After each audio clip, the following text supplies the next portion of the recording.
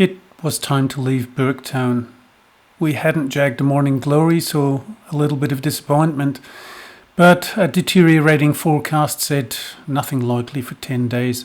We decided to use the favourable weather we had for a flight back to Kingaroy.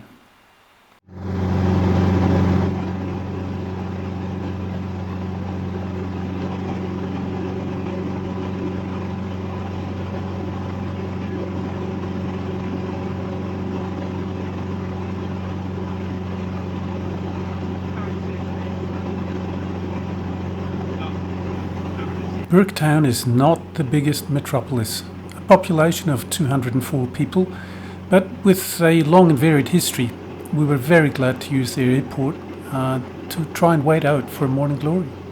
3 hours and 400 kilometres of nothing lay ahead. Climbing away from Burketown, you are really struck with the amount of nothing you are going to be flying over. It's safe here to fly IFR, that is, I follow roads. If you land out, there's not going to be anyone around.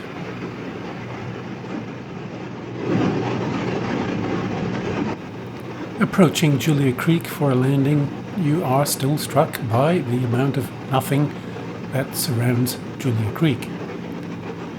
Julia Creek is a larger centre than Burketown, almost triple, with 598 people on record. Interestingly, Julia Creek was not developed for farming. It was actually as a rail corridor to service mining at Cloncurry. Today, agriculture and support services, quite a lot out of Julia Creek.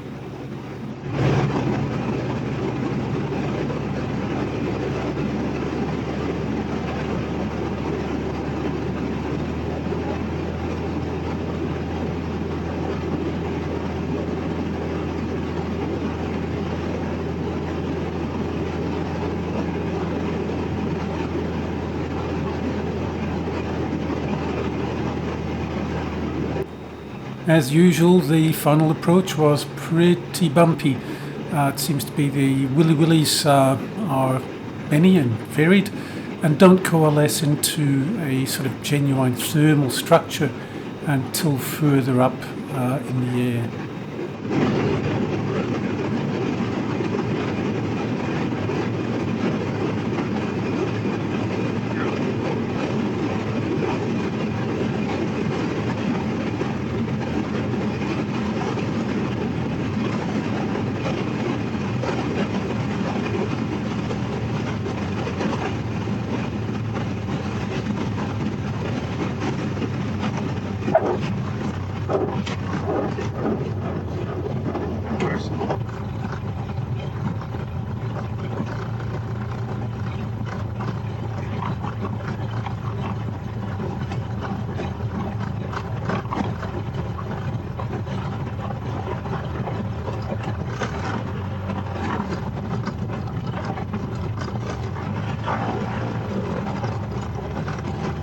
Another one of the government houses.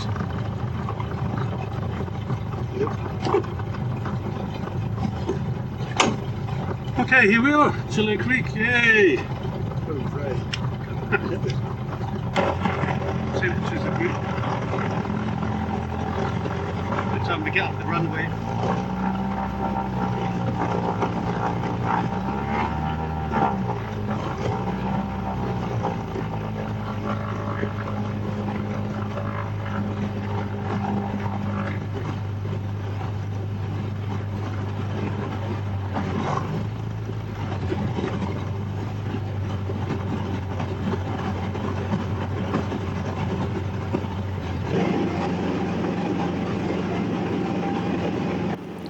The second leg of the day was the shorter leg, just 2 hours and about 260 kilometres, taking us to Winton. On the way to Winton, the countryside does change a little bit.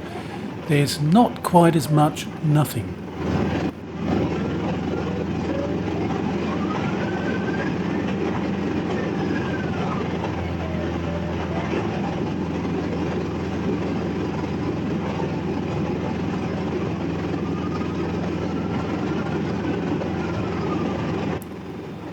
On climb out, if we found thermal, we would use that, frequently more than doubling or even tripling our regular rate of climb, saving fuel, saving time, and hey, it's a motor glider, that's what you do.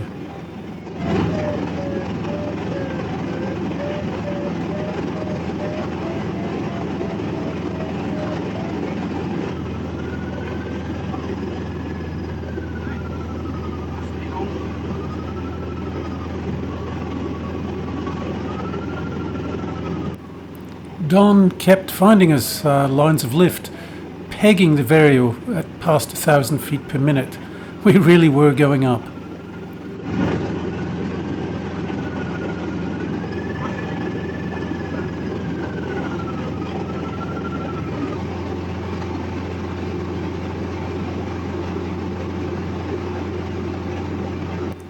We made a slow but consistent climb up to about 8,000 feet, getting above convection, avoiding the lumps and bumps, and had a very comfortable cruise down onto Winton.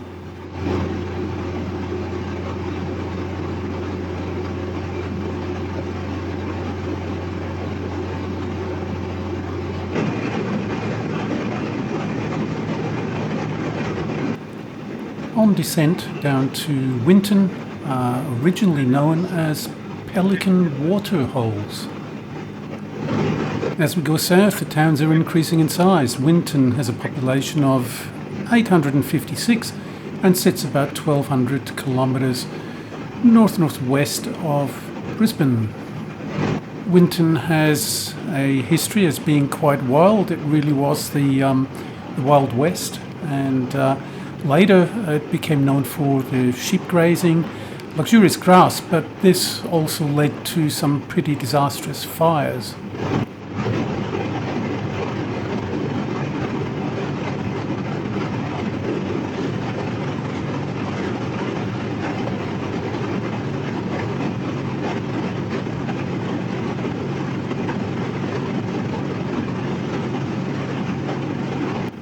Winton really does have a lot of history, but most people know it for two things: dinosaurs and Waltzing Matilda. Waltzing Matilda came before the dinosaurs, well, at least before they were commercialised. So here's a rendition of Waltzing Matilda. You will feel right at home in Winton.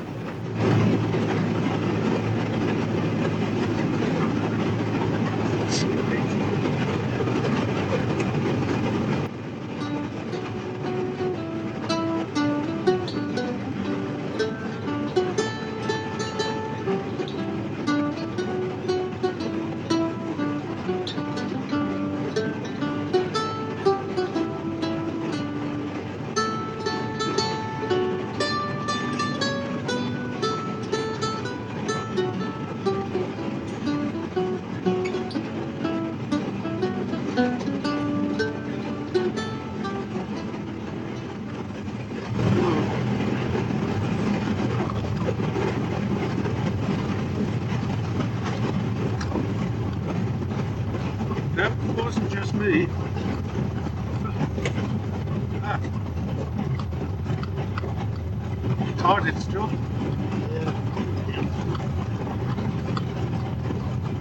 Well, that's interesting. I did get a yellow here.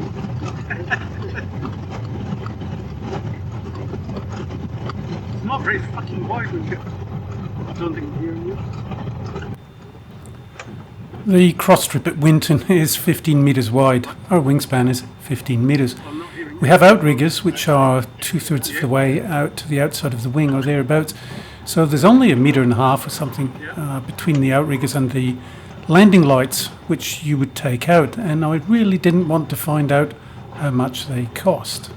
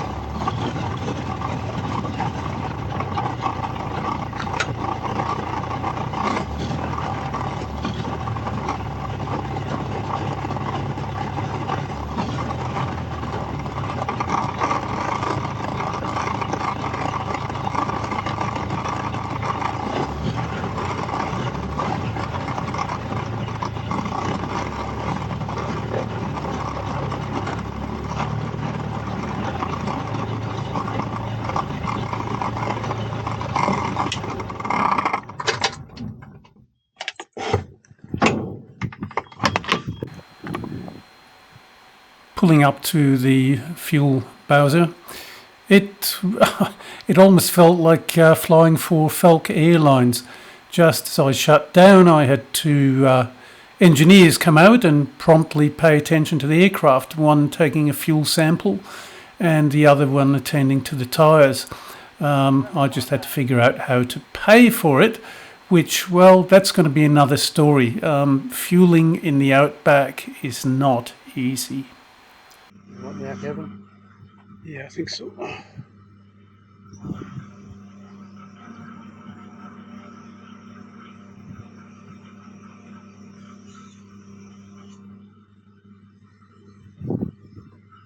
It's 42 litres for 2 hours of flying. It should be plenty.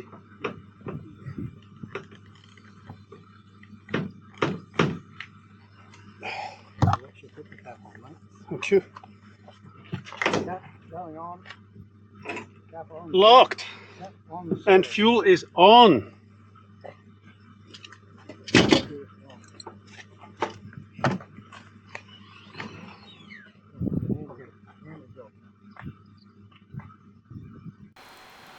How many times had I been strapped in with the canopy closed, going through my checks and thinking, is the fuel cap locked?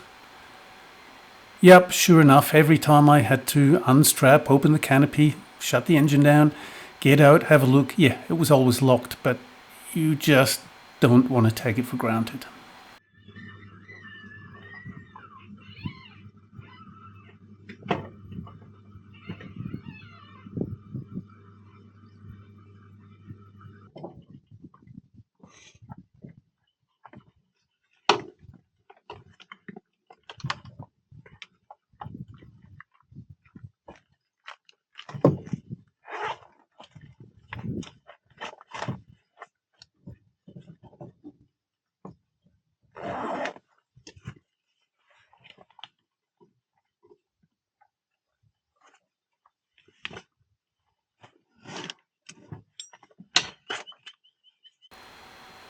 Getting settled up in the Falke is a bit of an exercise in cooperation. The cockpit you would describe as, well, cozy, I guess. And when you're strapping in, you almost need to coordinate your movements. But once in, strapped in and seated down, it's not too bad. My limit so far is 4 hours. I'd like to keep it under 3. And there's a place for everything and everything for a place. Oh, well, not really. There's very little places to stow items. So it's a bit of a juggle, but we do find enough space to stay hydrated and keep charts to hand and so on.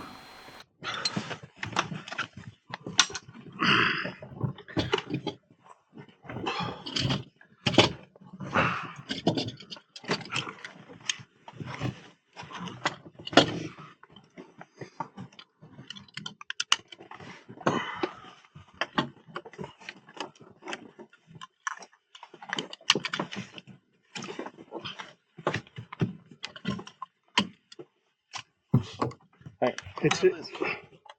Yeah, that's it.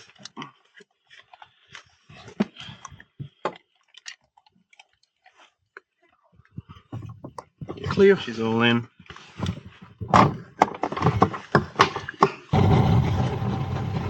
There's fuck all wind, you know. Yeah, you could fucking use anything you want, really. You landed on the cross strip, hey? Yeah. Was it I alright? just don't want it to be. Yeah, it's just narrow. Yeah. No, that's like we'll do the right thing. It's not that narrow.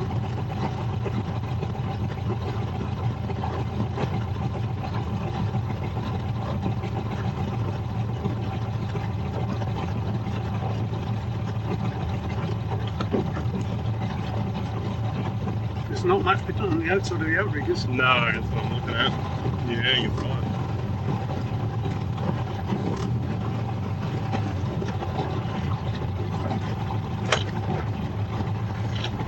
Okay, controls. Good, I've checked. Harnesses used secure and secure. Air brakes are out. Outside options, it's land there, or land over there somewhere. Trim, set, tape off. Instruments are correct. We've got good readings on everything. And minimums. we're on the right frequency. Canopy is closed, carriage is down, and controls are checked again. You ready? Ready. Traffic Winton, Montego Papa Mike, rolling runway 23 for a departure to the southeast.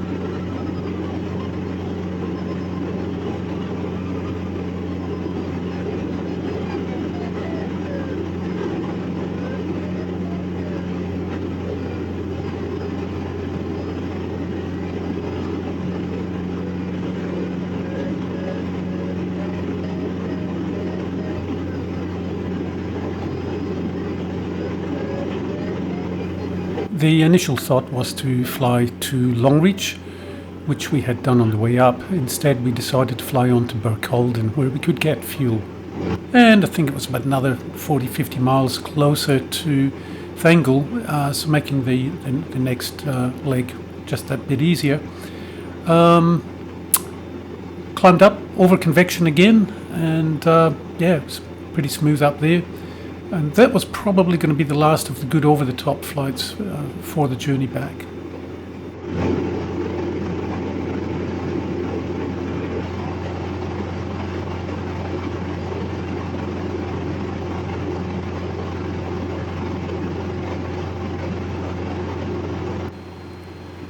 Once we got down to the latitude of around about Emerald, the countryside definitely changed. You could see that there was a lot less nothing. Even cultivation happening, more trees, more scrub, definitely more water around. But it was quite pleasant to be back in cultivated areas with nice landable fields.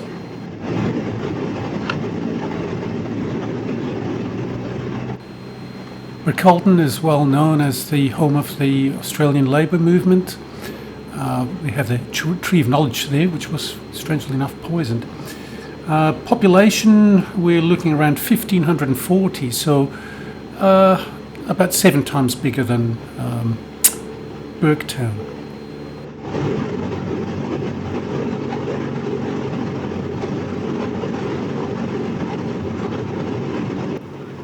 Burketown is about 600 kilometres inland and dates back to the 1860s and was set up from a Scottish farmer from Ayrshire in Scotland.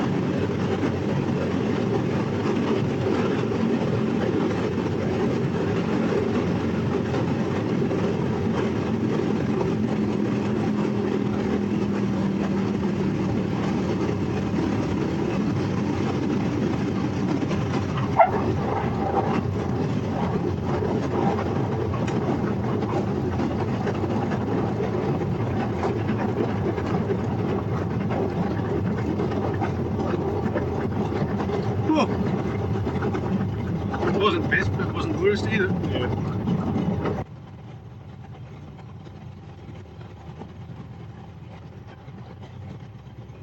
I didn't realise it was that big. Yeah, they're fucking big, aren't they?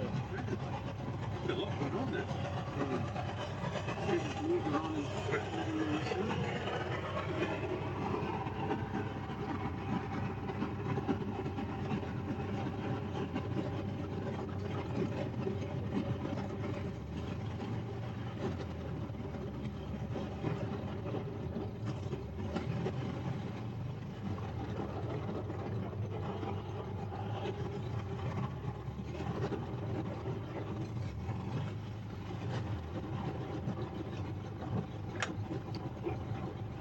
Burketown. Whoa. Okay, it's pretty, isn't it? Yep, it's green.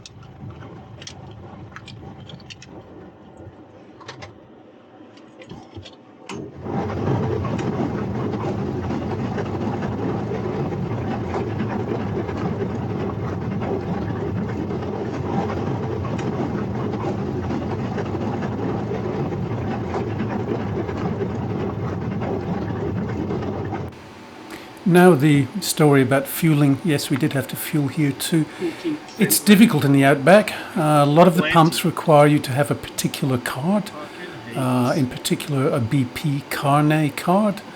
I did apply for one. I had to put down 3 international airports to apply for one, but apparently I'm going to be refueling in Papua New Guinea and New Zealand. Anyway, I've got a limit of 30,000 litres. That should be enough for the Falke. So other than the BP card, there are cards that you can use MasterCard, Visa card in 1 or 2 locations, but otherwise you need to download apps to which you then add other cards and so on. Now, all fair and well, but when the machines don't work and you're stuck, and we've had to call people out twice to get fuel, I really wonder why they can't just have a Bowser with a MasterCard or Visa card, swipe and be done with it. It seems very third worldish. I hope we're catching up. And I do wonder how many people get stuck in the Outback simply because they can't get fuel on the day.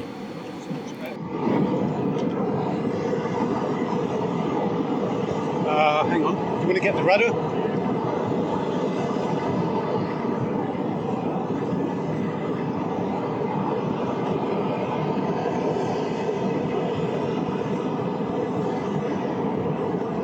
Square. Square up. Yep.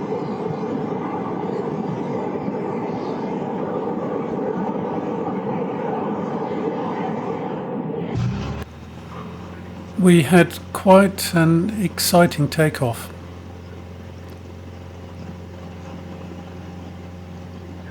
That was an eagle swooping down, grabbing something off the runway and going back up again. Now the wind was coming across from the left, and I thought he would turn into wind to take off with whatever he'd caught, but fortunately he carried on in the direction he had been going in.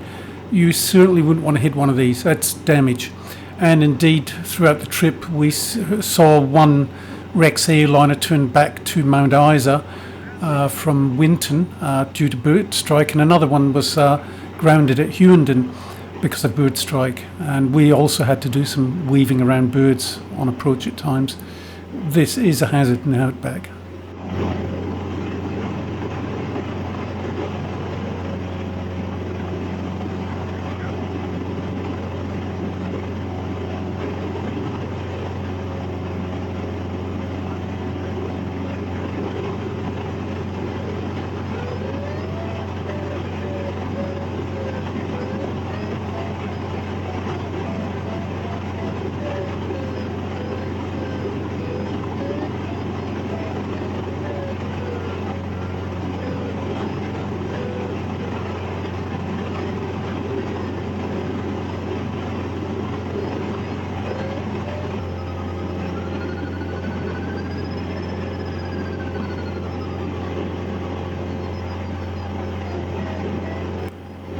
Originally we were going to fly to Emerald, but decided to cut that corner and go to Thangle directly.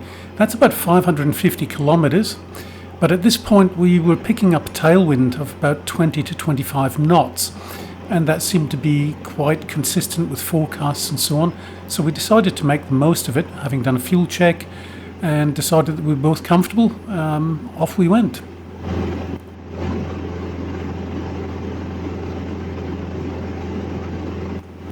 We also had Springshore and Rolleston as backup locations past Emerald.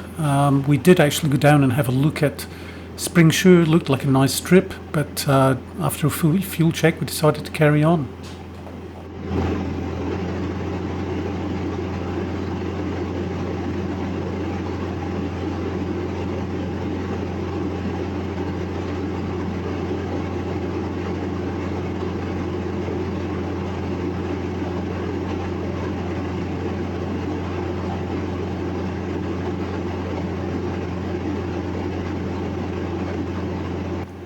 Having been above convection around 9,000 feet for a while, things started to build up and get thicker below us. We decided to go on down, and this was just before Springshore.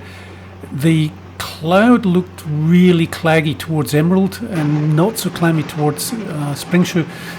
But yeah, that was nice to know that we had Springshore ahead, so we dropped down below convection.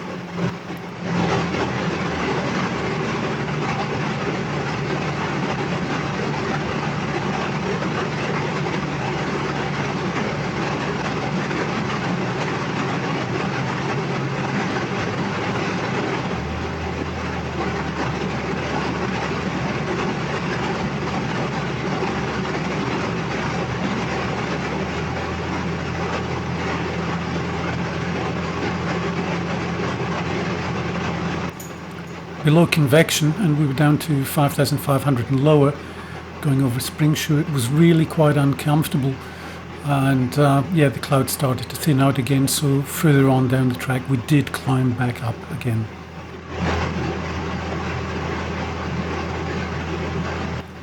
Wouldn't you know it, just as we approached Thangool, we announced our intentions, and on the minute Rex Airlines called their intentions to exactly the same minute. A little bit of discussion, we decided to do some orbits, just fly around the area and let him get in ahead of us. He did ask us to go number one, and we declined, just didn't want that pressure on landing, so gave up the number one slot to Rex Airlines.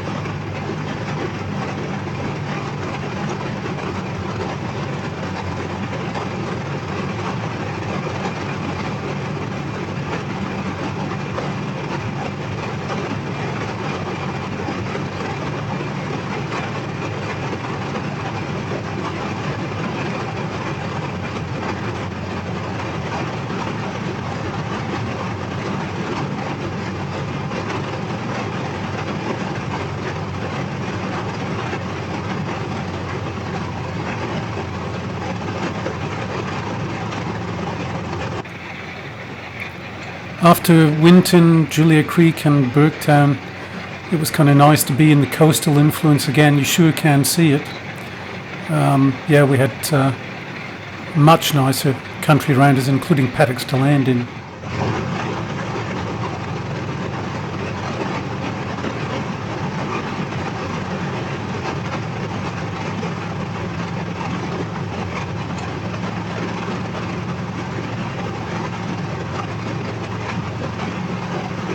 Knowing that the Rex flight would be turning around pretty quickly, we decided to land with a bit of extra energy, a bit of extra height, and further up the strip so we could push off out of his way as quickly as possible.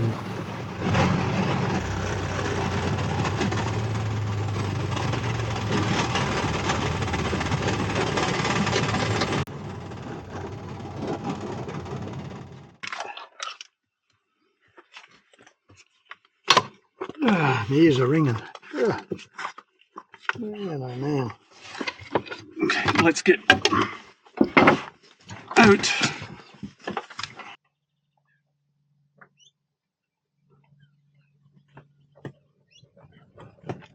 Where are you going? Because that plane's coming. Yeah, keep out of his road. All right.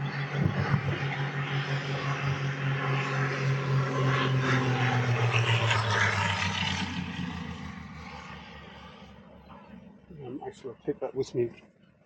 Have a drink. Just a stone's throw back to Kingaroy, about 260 kilometres. However, the weather forecast for up ahead, there are thunderstorms. We didn't think they were going to eventuate to anything, but yeah, we're going to be flying through some pretty full-on cloud, well, under that cloud. Doesn't look like much here, but yes, it did eventuate.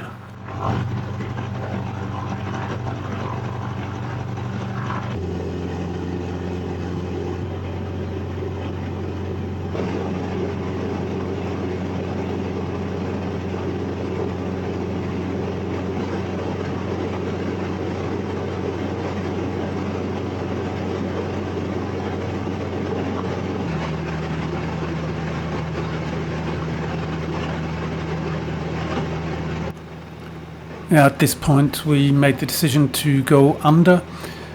You could see it was really starting to tower up ahead. It took some getting down, and it kept wanting to give us a lift back up. But yeah, we persevered and got down. But we ended up really quite low.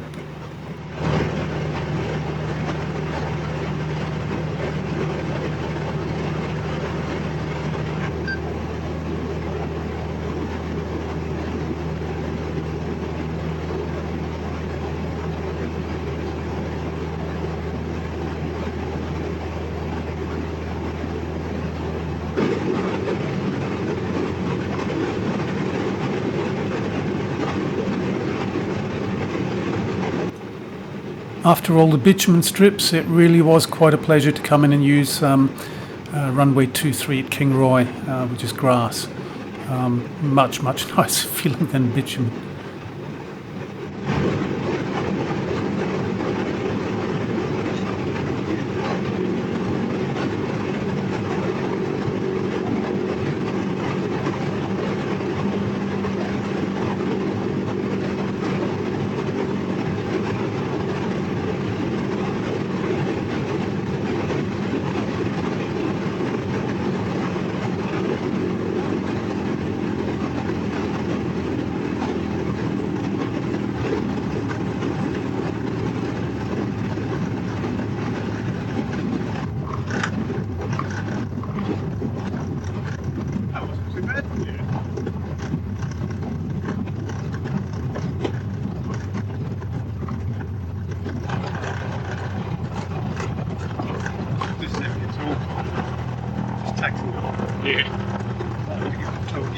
Yeah.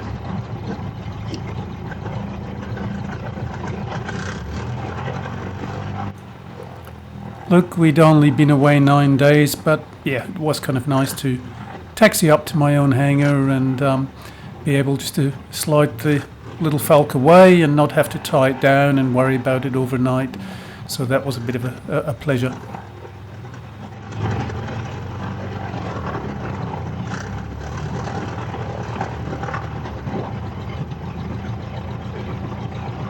Burketown and bust. Fucking hell. Here we are. Ignition. Maybe now it's off. Ignition off. Look at that. Still got 53% on the iPad. 3 millilitres of fuel.